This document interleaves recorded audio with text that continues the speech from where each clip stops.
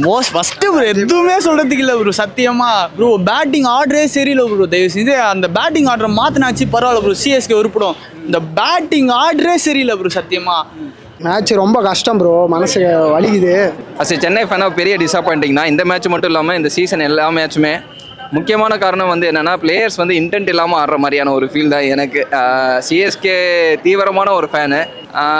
Intend இல்லை bro. Power play வந்து ப்ராப்பராக நம்ம யூட்டிலைஸ் பண்ண மாட்டேங்கிறோம். அந்த ஃபீல்ட் ரெஸ்ட்ரிக்ஷன்றது வந்து பெரிய அட்வான்டேஜ். அப்போ போயிட்டு வந்து பாலுக்கு ஒரு ரன் அடிக்கிறதுன்றது வந்து அந்த டார்கெட் செட் பண்ண வேண்டிய ஒரு இதுவே இல்லாமல் நம்ம ஆடுறது தான் மேஜரான ஒரு ட்ராபேக்காக நான் பார்க்குறேன். ஆனால் இனிமேல் பேசவே கூடாது. ஏன்னா எப்பவுமே வந்து பார்த்தீங்கன்னா 8-8 பார்த்தீங்கன்னா மும்பை தான் அதிகமாக இருக்கும்.